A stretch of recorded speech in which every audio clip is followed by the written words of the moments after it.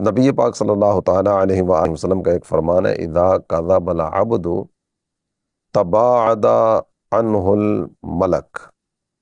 میلا من نتن ما جاء به۔ جب بندہ جھوٹ بولتا ہے نا ہوں، تو فرشتہ جھوٹ کی بدبو کی وجہ سے 1 میل تک اس سے دور ہو جاتا ہے، ہے، یعنی جھوٹ اتنا بدبودار ہوتا ہے۔ ہوں، اور ویسے بھی معاشرے میں جھوٹے کی عزت کیا رہتی ہے، ہوں، یعنی کسی کے بارے میں پتا چلے کہ یہ جھوٹ بولتا ہے، صحیح، تو وہ سچ بھی بول رہا ہوگا نا تو بھی قوم یقین نہیں کرے گی، صحیح، کہ اس کی عادت ہی ہے، اس کی شہرت ہی ہے۔ ہوں، آپ نے شاید نوٹ کیا ہو کہ بعض اوقات اس طرح کی صورت بھی ہوتی ہے کہ ایک آدمی بات ذکر کرتا ہے نا تو سامنے والا کہتا ہے میں نہیں مانتا، صحیح، اب یہ کہتا ہے کہ میں قسم اٹھا کے کہتا ہوں یہ واقعہ ایسے ہی ہے۔ ہوں، اس پر بھی آواز آتی ہے کہ ہمیں تمہاری قسم پر بھی اعتبار نہیں۔ ہے، لیکن کیسا اس نے اپنا اعتماد کھو دیا، یہ بات ذکر کر رہا ہے سامنے والا مان ہی نہیں رہا، یہ قسم بھی ذکر کر رہا ہے نا تو اس پر بھی سامنے والا ماننے کے لیے تیار نہیں ہے، کیونکہ ہوں، پتہ ہے جھوٹی قسمیں کھانا بھی کون سا مشکل ہے۔ صحیح،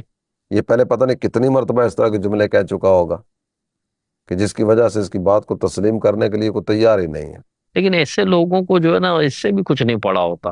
کہ کوئی مجھ پر اعتماد کرتا ہے تو کرے، نہیں کرتا تو نہیں کرے، یعنی ایک محسوس تو طرح ہوتا سے ہوگا، دل مر جاتا ہے۔ محسوس تو ہوتا ہوگا کہ اچھا، میری کیا حیثیت رہے گی کہ وہ میری بات سننے کے لیے تیار ہی نہیں ہے۔ ہوں، یعنی ایسے بھی ہیں کہ انہوں نے صرف کہہ دیا نا